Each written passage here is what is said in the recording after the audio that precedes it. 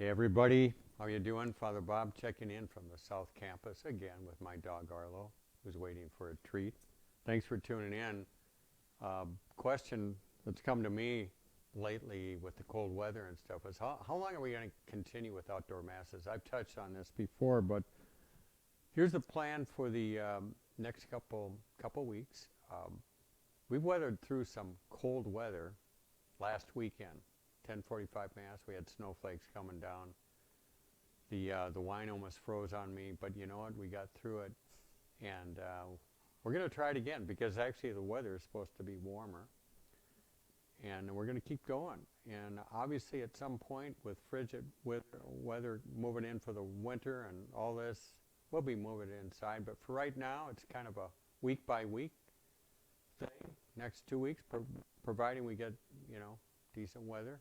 We're gonna keep doing it, and the attendance has been good. At 175, with the snow coming down at the 10:45 Mass. Saturday night almost as good. So the trend is more people. It used to be in the summer about 80% on lawn chairs and 20% in the cars. Now we have about 2/3 in the car, and we still have a hearty third in their lawn chairs with their stadium blanket, staying warm, and it's kind of fun. And the advantage of the outdoor mass, for one, it provides an alternative to, some folks aren't ready for an indoor mass, that's fine. But they can come to the outdoor mass, stay in their car, or be outside. Kind of open up possibilities. And the other thing is the to experience Eucharist in the outdoor beauty of God's creation is a beautiful experience. I think we're reminded of that when we're outside, whether it's summer or fall or now kind of more winter-like weather that we've been having. So we'll get back to you next. This coming Saturday is the last Saturday of daylight saving time. What that means is the Saturday after November 7th, it'll be dark. And we're going to try one Mass with the parking lights on, of course, to see what that's like celebrating out there in the evening hours with the parking lot Mass lights, or the parking lot lights on for the Mass. So we'll just see how that goes. I just want to try it. We'll evaluate. So look for us outside, and that includes our outdoor Friday Mass, which is tomorrow. John and I are going to, Abel and I are going to check it out, and I think that's a go for tomorrow, and we're going to keep doing that the same. I want to thank people put it, all the setup and the takedown, Daryl Schmig and company and his folks. There's so many names, parishioners like you that volunteer, thank you. And then I want to thank the technical side of it, the sound system side of it. We've got Terry Boudre and, of course, Amy Gallagher, and parishioner Mark McCarthy has been incredible. And then on Fridays, we've got John Abel and Amy and Mark handle that. So a special word of thanks to those people. But speaking of John Abel, he is our guest for today. Welcome, John, to the South Campus Show. Thank you, Father. It's a pleasure to be here with your audience. Okay. I've been looking forward to this. Thank you. And of course, I don't read that well, John, but I see you have something in your head, and we'll probably get to that sooner or later. We'll see it later, yeah. Okay, yeah. I won't be Snoopy for right now. All right. Hey, John, I know you're an Indiana guy. Yes. And I know you're a Boilermaker. Indeed. Alum. You wear your colors proudly. But just tell us a little bit where you're from and like growing up. Sure. Where you grew up. Oh, thank you. Yeah, I was born and raised in Anderson, Indiana, which I'm sure your viewers know is the redbud tree capital of the world. It is. Thank you. Yes. A town, I didn't know that, John. Well, okay. now you do. It's northeast of Indianapolis a little bit, and I went to St. Mary's School. And Father Bob, it's interesting to note that I won the Science Award at St. Mary's in 8th grade, and being the youngest of 5, and they may be watching, Father, my siblings. Okay. None of my siblings won the Science Award, so I feel pretty special about that. went on to Purdue and got my Boilermaker marketing degree in 1978. Wow, Yeah. wow. So, where was high school then? So they're in Anderson at Okay, public yes. public school. Went to okay. Catholic through 8th grade. Okay, Yeah. okay. A science award in Pretty 8th big grade. deal. I can see. Chromatography for those of you who are interested. Really? Yeah. Really? I have no such bragging rights, I can tell you that. Well, it was a big day for me. I so. can see that you remember it. Right. Where'd you get your interest in Purdue? Is it just because it was Yeah. proximity? and- Well, my siblings all went to Purdue, and it was kind of expected, and not so much from the standpoint of following their curriculum path.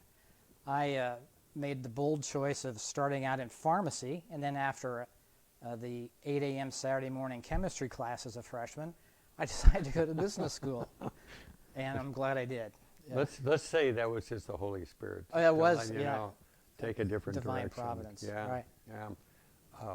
So, but you're the youngest of 5. Right. Right.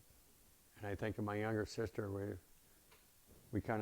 we always say she's the spoiled one, but Yes. but I'm sure that's not true. Oh, it with wasn't you, the Jim. case. Father in our No, house Not at all. picked on. Actually, you get you have to fend for yourself. You learn do. certain skills, life That's right. skills. So today, how about with your family? Tell Yeah. us a little bit about Well, your family. just about 10 days ago, Lauren and I celebrated our 41st anniversary, and I'm sure you would attest I'm a pretty lucky guy.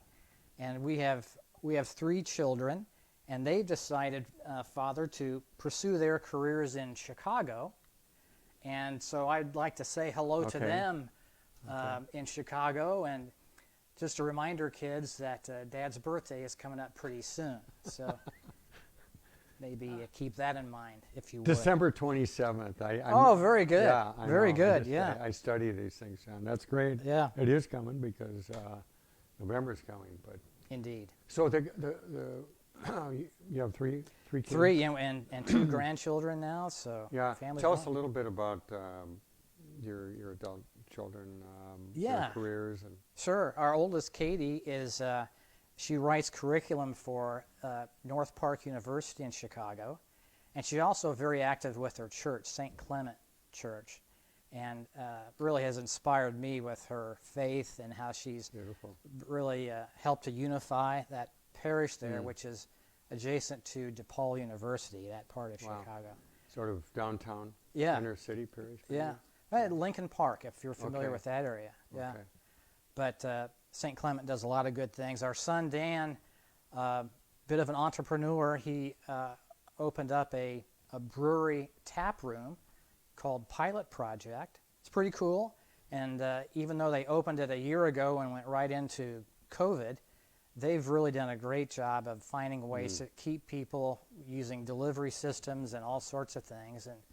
And I know occasionally, maybe once a month, I know you enjoy a beer, so I'll have to bring some back the next time I'm in Chicago. Or when I'm down in Chicago. Absolutely. Stop by. Yeah. And where's that located? What Yeah. part of the So- downtown area? Logan Square is where Pilot Project is, which is not far from Wrigley Field. It's Okay. in that area. And then our youngest daughter, Mary, is the manager of the tap room there. Okay. And they've had their hands full. The city of Chicago has been very COVID conscious, and they have to, just like we do here, the restaurants here have to be very mindful of capacities and things like that. But I'm amazed.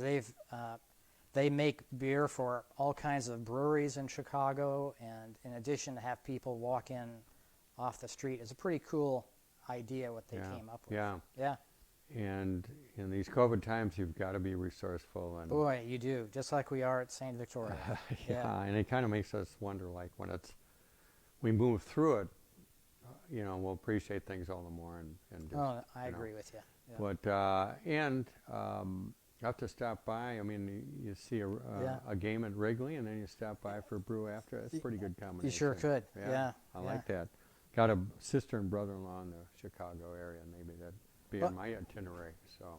Well, it's a great town, and I have enjoyed visiting them. But as my sign indicated, they're kids, you're welcome to come back home to Minnesota anytime. I'm sure Yeah. you miss them. Yeah, So, but yeah, it sounds like you're really proud of your kids. I love them. Yep. I know, John, you've had quite a career, and we feel very lucky to, we have a number of people on our parish staff from the corporate world, I call it. Sure. It's a world I'm not familiar with. I've been in the church world all my career, of course, but tell us a little bit about where your career has taken you. Thank you. I started out with Jostens in the Bloomington area, and I was a sports marketing director, which was a ton of fun, and we produced rings for the Patriots and the Ravens and a whole host of teams. Jostens does a great job with that. And Father, my apologies, we also made them for the Green Bay Packers, but I'll move on from there. And made, for the Twins, and we've Jostens did a great job of recognizing people's achievements. We here at St. Victoria recognize people for their contributions to our ministries, and Jostens is kind of in that business too. But Purdue never won anything, Father, so I left Jostens because I felt this is just going nowhere. And I ended up as a business development director for Optum, which is part of United Health Group. And that was a whole different world, but such a cool experience because you're able to engage with people and help them understand the healthcare system, which is a pretty complex thing to try to understand as a consumer. And United Health Group, great company, and Optum is kind of in the preventive part of the health industry. So those are the two, and I retired a couple of years ago and started driving a car for a young man here in the Victoria area, and great things have happened ever since. Yeah. Well, I remember how that night we kind of slide into, church ministry. It's very different, and we're lucky to get you on board. But I remember those conversations down at School of the Wise, and Yeah. it was kind of like, you ever think of this? And I just had you consider some things, and it went from there. So it's been good. Sure. You talk about church ministry. Yeah.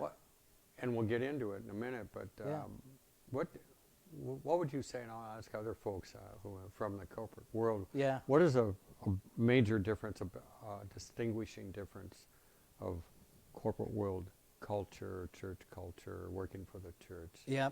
Well, I all think that? and it's a beautiful difference, really, in that the corporate world, you're so focused on the bottom line. From the standpoint of, you tend to forget sometimes that there's people involved in that. And then you come over to this world, the church world, and it's all about the people.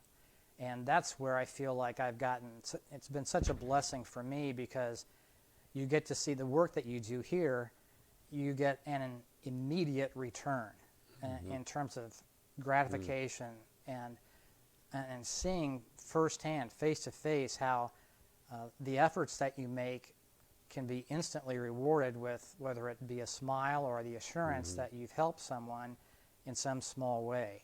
Corporately, that really is a tough thing to find. Yeah. Wow. And I'm a competitive guy, but it's a world I've never known quite. And I think, are we on commission? I think so. The commission is the more we give, the more we get back. Well, that's a great way to look at it. Yeah. And you would be very successful on that side of the world too, because I feel like the commitment that you've made, the culture you've built here, is such that it lends itself to, whether it's a consumer for Jostens or a consumer, a parishioner at St. Victoria, we always have to keep that in mind. And when you do, the programs work, the efforts are rewarded, because as Jesus reminds us, love God, love others, and this is where I think the ministries here thrive, because we've remembered that as we reach out as a face and hands. Yeah, well, thank you, John, and thank you for, I think you capture that spirit, and it's reflected in your ministries. Thank you. Thank you. Just specifically, tell folks some of the things you're about. Sure. Week to week. So two areas of focus for me are the pastoral ministries and then the social outreach. Pastoral ministries has just been an incredible blessing for me because it gives me the privilege of supporting families that have experienced the loss of a loved one through our funeral management area. And there's something that I find personally that being able to, number one, honor and show respect to the deceased, as well as for their families that are going through perhaps one of the worst times of their lives. It's very humbling, but yet it's gratifying in that anything that you can do, they sincerely appreciate. They, coming into a situation like that, the loss of someone that they don't know perhaps the first thing to ask. And so anything that we can provide in terms of guidance, taking them through that, and that begins with you, Father, I feel like this is a gift we can give to them that, I think they'll remember for many years to come as we remember their loved one. Yeah. So, And actually the care that you bring to I'll call it the funeral ministry, and reminds me what a key moment that is. And it's families are hurting, and every situation is different. You kind of read that, you sense that, and respond accordingly, but really try to be there for folks in a way that helps them move through a difficult it time. sure does. And you do it beautifully. And then there's thank a you. ton of details before the funeral too. Sometimes it's wild, it's messy, it's crazy, but it works out. And I can tell you, just the work you do and others, music, liturgy, just helps me go into a situation and be present to the family as I preside at the funeral celebration, and that's a big help to me. So. Oh, good. I know we've got a So really. thank you. Oh, you're welcome. Liz Fahm and Julie Schmieg, and certainly Terry and Amy with music. Yeah. A lot of people involved. And that's another thing. We have gotten into the live streaming business. Yeah. Not just it works for weekend masses, but all of a sudden we're doing a lot for funerals and weddings, and Liz is a whole part of that, and Mark and others. So it's a great thing, and it's an extending the experience to folks who want to be there sometimes can't be there. Right. It's perfect. So yeah.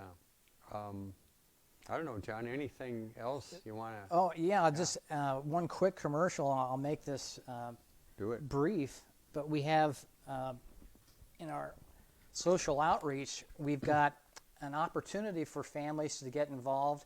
We're teaming up with Love Inc. and the West Union Lutheran Church, and in total, the three organizations, if you will, are going to provide 150 Thanksgiving meals on Saturday, November 21st. Beautiful. St. Victoria is responsible for 75 of those family meals.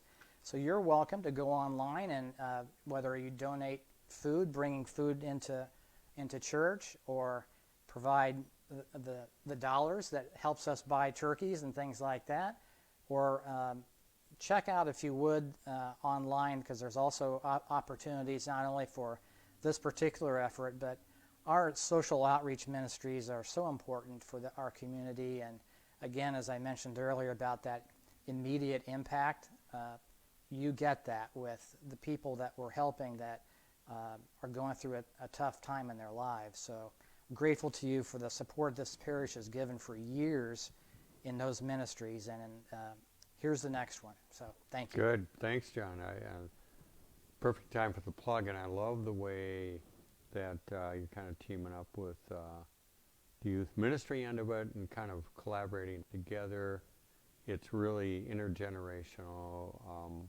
The youth are going to be involved. Can you say just a little bit about how that happened? Yeah, Ann Esping's done a great job with in bringing the youth involved, where the food will be packed up into, if you will, family kits, and then Ann has coordinated the youth families will help deliver those food kits to the 75 families that we're responsible for. And it's a cool thing, and it's one that's been going on for 10 years, but this is St. Victoria's first year. And I just love the idea of involving really all age groups can be a part of this in one shape or form. Yeah. Yeah, that'll be a great day. Saturday, the 21st of November. Right. Yeah. Yeah. Yeah. So more on that later. Yes. But thanks, John. Are you up for the random Oh, question I've been of the looking week? forward to this. Absolutely. Okay. Take it away. Yeah. Thank you, Let's Liz. see what we have here. Thanks, Liz. Perfect. Describe the vacation you would like to take if money were no object.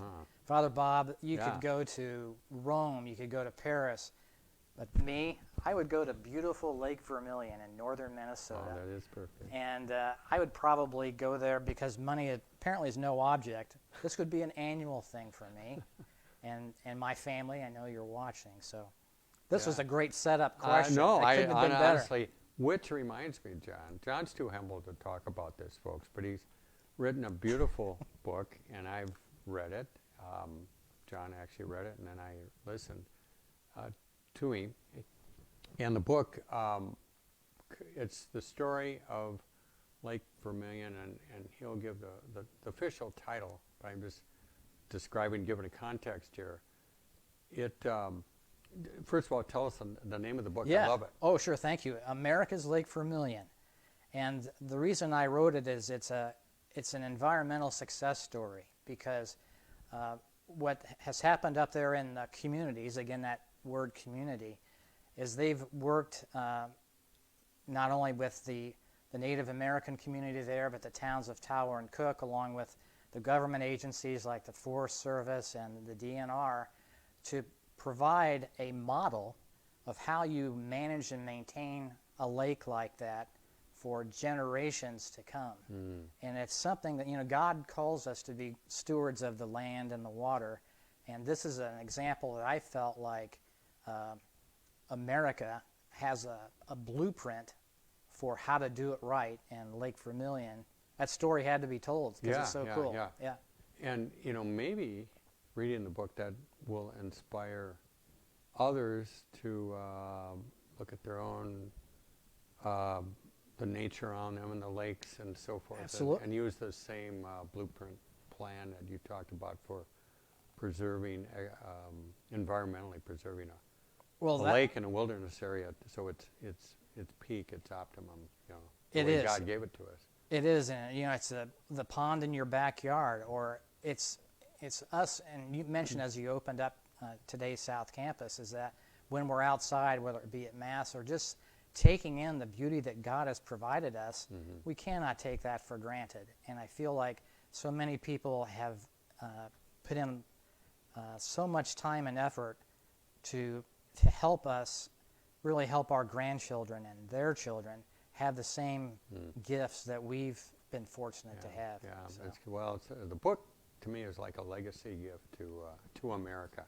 As you speak of I love America's doing Lake. it. Yeah. Thank you. Yeah. It's been and I've been up there, and having read the book, what I love is you touch on the history and the environmental story. Yeah. And then open up the spirituality of that lake and the outdoors, really. Well, the spirituality piece was something that the people that live up there, and they have this connection, and the Native American community has this connection to their Creator, to our God. And it's just hard to describe how integral it is in their lives, this experience. The Father Nick Nelson, the priest up there at St. Mary's in Cook, told me, you go into the woods or out on the lake and there's a silence, and God is talking to you in the silence of nature. And it's so true because people have that immediate connection with something greater here.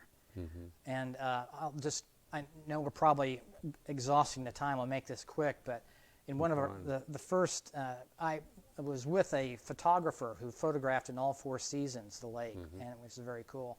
But in our first trip, we were in this bay on Vermillion, and I saw a guy standing at the end of a dock. And about 20 minutes later, we got close, almost as close as you and I are together, and I asked him what he was looking for. He said, I'm not trying to find anything. This is where I go to lose things. I lose anger, I lose jealousy, I lose the fear of death here.